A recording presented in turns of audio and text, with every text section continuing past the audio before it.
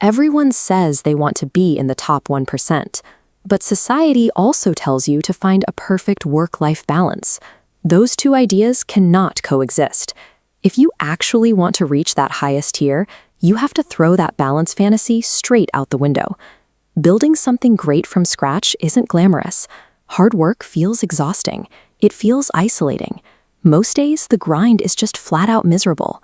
When you hit that exact wall of discomfort, that's the threshold where the majority stop. That pain is the filter keeping everyone else out. You have to go all in. Telling your family you'll be home late, missing the parties, completely sacrificing comfort, that total lack of balance is the non-negotiable entry fee to actually make a contribution. Once you decide to pay that price, the next step is taking total inventory of where you are right now. You have to stand in front of a mirror, look directly at your own deficiencies, and say out loud, "This is entirely my fault." Admitting that every failure belongs to you hurts. But the second you claim that blame, you strip the power away from outside forces. If it's your fault, it's your responsibility.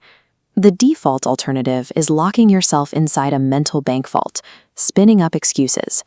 People complain about their circumstances, point fingers at the government, blame the economy, or just bad luck, which keeps them entirely paralyzed. By refusing to blame the world, you execute a mechanical shift. You take the steering wheel.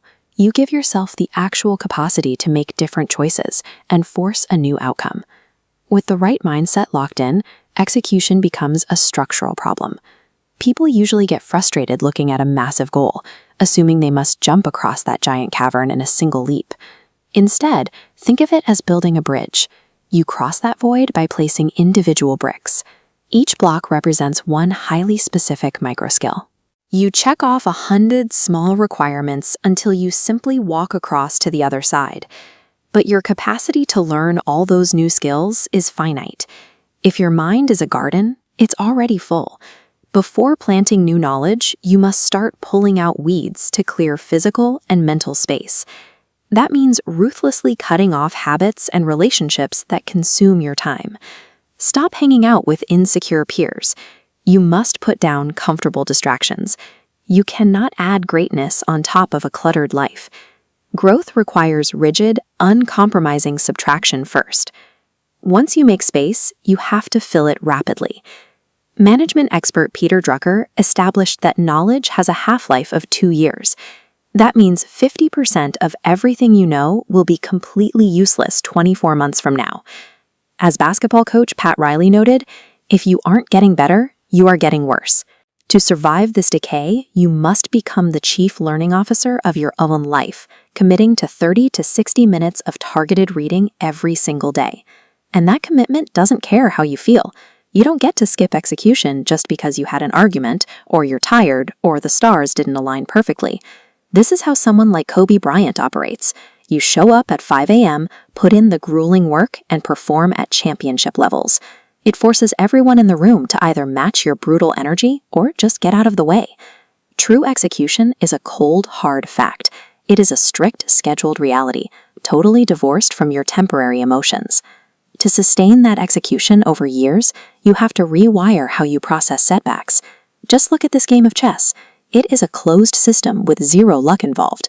If you lose, no matter how minor the miscalculation, you made a mistake. When you view life through that lens, failure stops being a personal catastrophe. It just becomes an objective diagnostic tool. A loss simply points out a flaw in your strategy that you now know how to fix. We've been trained to fear feedback. Growing up in a culture that hands out 8th place trophies creates a deep, paralyzing anxiety around the mere concept of losing. We get terrified of the sting. But losing is required. You should crave the loss because it reveals exactly what your opponent is doing, exposes your precise weakness, and gives you the exact blueprint for your comeback. The mechanics of that comeback rely on understanding one crucial division. This flowchart separates your actions into 2 categories. You have outputs, which are the final results, like revenue or status, that you cannot directly control. And you have inputs, the specific daily actions that you absolutely govern. If you focus on the outcome, you freeze. Your strategy scatters. You have to isolate the single behavior that drives progress, and then you jam that input button with overwhelming volume until the desired output is forced to happen. You stay there, repeating the work, completely unapologetic about your obsession. The people around you might not understand the isolation or the intensity, but you have to ignore them entirely. It reduces down to a very simple choice. If you choose to do what is easy, blaming others, chasing balance, dodging the pain, your life will ultimately be incredibly hard. But if you embrace what is hard right now, your life becomes easy.